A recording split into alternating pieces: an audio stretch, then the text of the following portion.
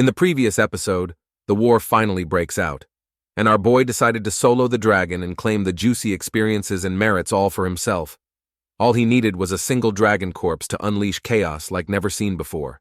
As we continued where we left off, a deafening blast echoed across the battlefield. Before the dragons even realized what hit them, chunks of their comrades were flying everywhere. "What's going on?" the dragons in the back screamed, but the explosions didn't give them a moment to think.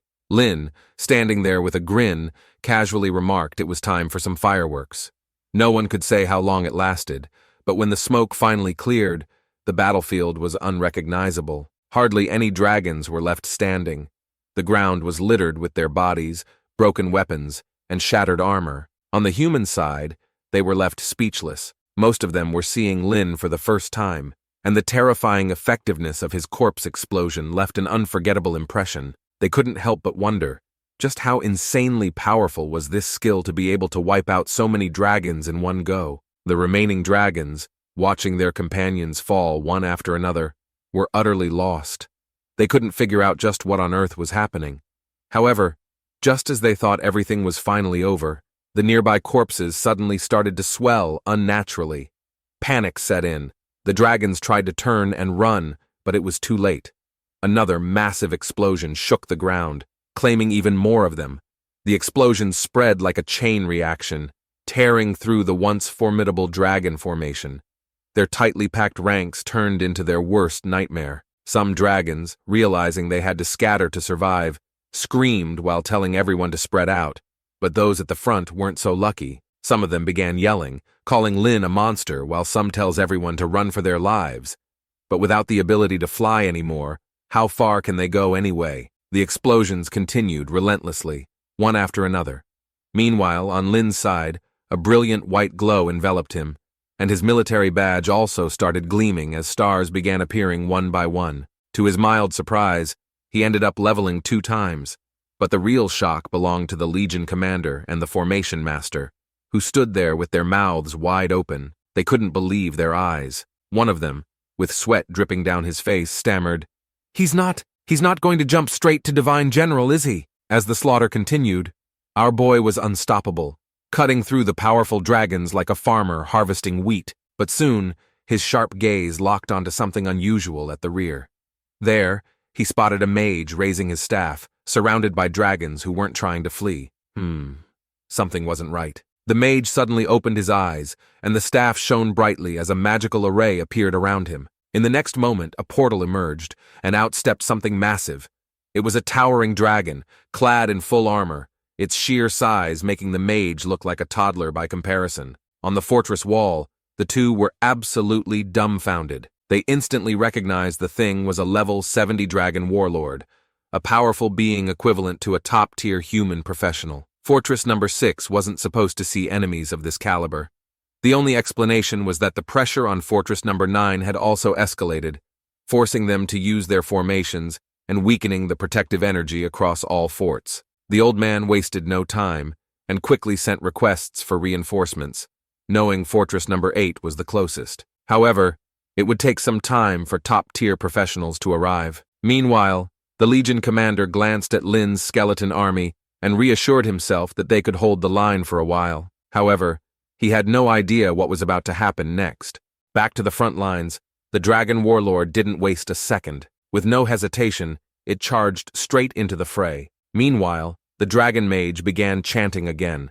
A beam of energy shot into the sky, and moments later, bright light rained down onto the skellies. Under the light, the skeletons began to disintegrate, one after another. Lin glanced at his hand and noticed a status effect, or rather, a debuff, which restricted him from summoning, although he had heard of this kind of skill but had never encountered it before. On the fortress wall, the two were visibly shaken. They quickly realized Lin's summoning magic was out of play. The rest of the human professionals watching from afar broke into nervous whispers. Some believed this wasn't going to end well, saying that Lin's greatest strength was probably his skeletons. Without it, how could he possibly fight back? But what puzzled them was how relaxed Lin looked. By now, the battlefield was littered with dragon corpses, and only 2 real threats remained, the mage and the newly arrived level 70 dragon warlord. Just as tension reached its peak, Lin's military badge began to glow. The once golden interior transformed into purple, signaling our boy's promotion to a divine general. While this shocked everyone, the dragon warlord was dangerously close. It leaped high into the air, its massive blade aimed directly at Lin. The strike landed with devastating force, shattering the ground and sending all nearby corpses flying. Even Lin's skeleton armor flickered violently under the impact before finally breaking apart. He quickly recasted another layer and muttered to himself, saying, "Looks like they brought out the big guns." Lin wasted no time as he quickly used bone spikes to create some distance between himself and the dragon warlord. The warlord swung its massive blade, shattering the spikes with ease, but Lin didn't stop there. With or without skellies, Lin was confident that he could handle this guy just fine. After all, his mighty soldier buff was still active, and his own damage was more than enough to deal with this dude. He launched soul flames at the warlord, following up with another barrage of bone spikes. The warlord, for all its strength, was tough but not invincible. Compared to the bosses Lin had faced in the eternal trial grounds, this guy was far less intimidating. Using a combination of skills and the piercing power of his bone spikes, Lin landed several devastating hits. Some of the spikes went straight through the warlord's body. The dragon warlord roared in fury, swearing that he would kill Lin. It tried desperately to pull out the spikes lodged in its body, but Lin wasn't about to give it that chance. He kept using soul flame. Getting your soul burned wasn't exactly the best feeling, but the dude just refused to die. Just as the mighty soldier buff was almost gone, Lin sensed danger, and in the next second, the warlord suddenly surged forward, faster than ever before. In the blink of an eye, it was right in front of Lin.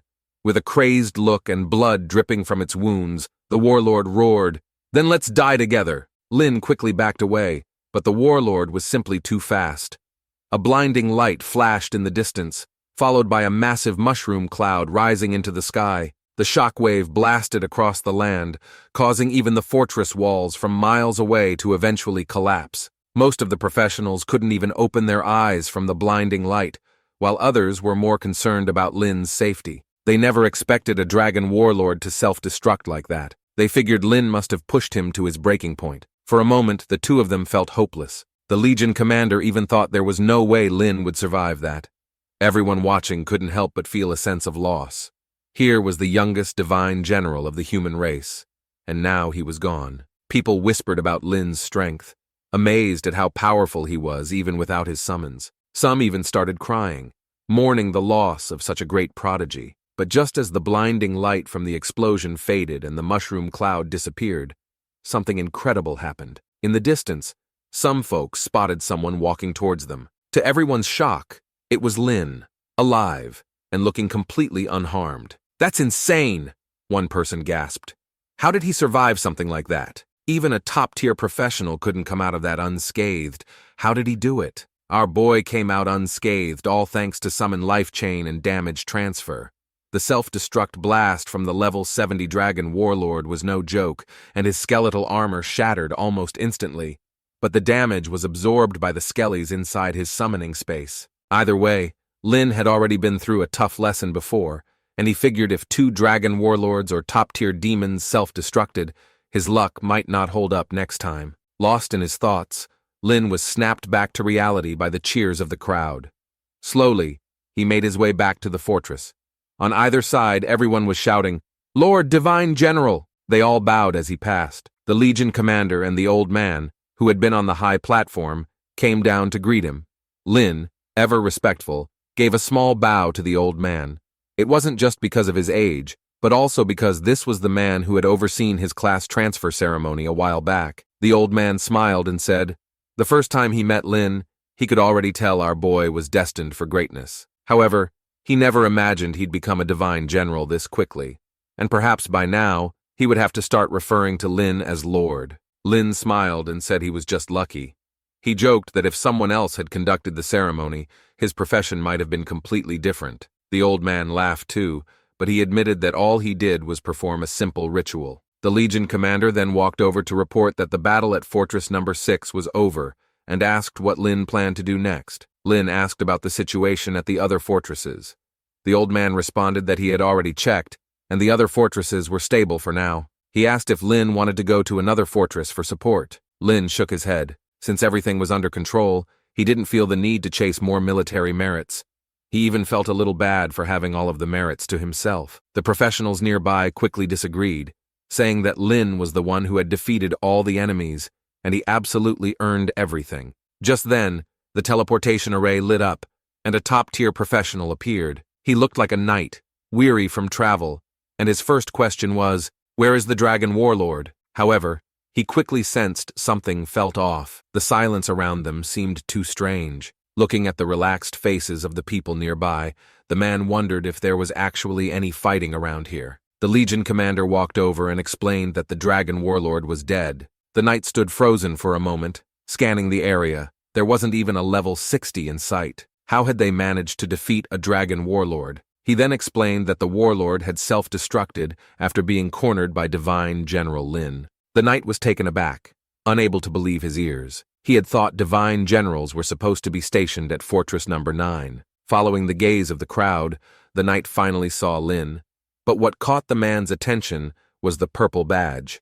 The knight gulped, initially surprised, but immediately bowed in respect, introducing himself as Knight Commander Dong Feng, greeting Lin as Lord General. Lin nodded and thanked him for stopping by today, but Dong Feng quickly explained that he was simply following orders. But what confused him was how young Lin looked, and of course his level. How is he only level 37, he wondered. After a moment, he believed Lin must have been deliberately hiding his level, perhaps to mislead the enemy. Well, should we tell him the truth? The crowd soon dispersed to clean up the battlefield, repair the fortress, and handle the aftermath. Lin stayed behind for a moment, lost in thought. He hadn't expected to face a skill that could counter him this hard. This could easily become one of his weaknesses. He had gotten lucky this time.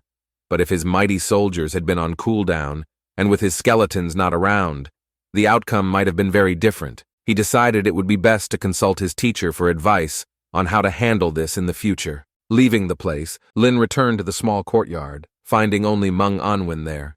He first greeted him, and he handed our boy a cup of tea. But just then, Meng Anwen, looking surprised, asked how Lin had managed to become a divine general. Lin then explained everything that had happened. After hearing the full story, Meng Anwen was at a loss for words.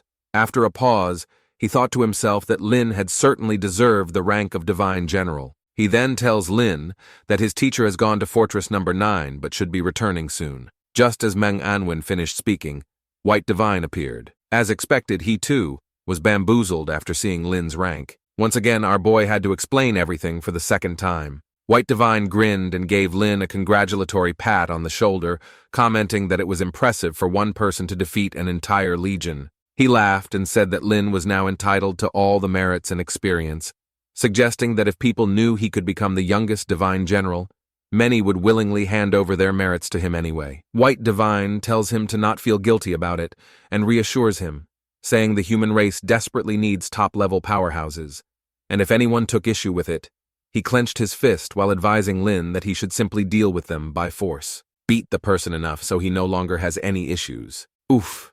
Lin wasn't expecting this coming from his teacher, so he changed the topic. He then asked about his concerns. White Divine wasn't surprised by the question. He explained there were a few solutions, but Lin would have to wait until after his second-class transfer at level 40. With a smile, he decided to take Lin somewhere else for now. Soon, the two of them arrived at an office.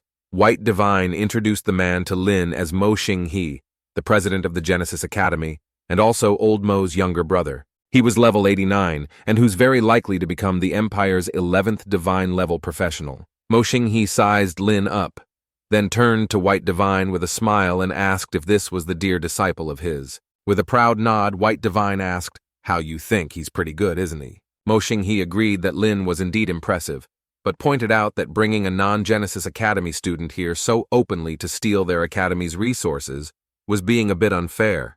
White Divine laughed heartily and reassured Mo Xinghe that it wasn't about stealing resources. Lin, he explained, was the national top scholar this year and also a top student at Xia Jing Academy.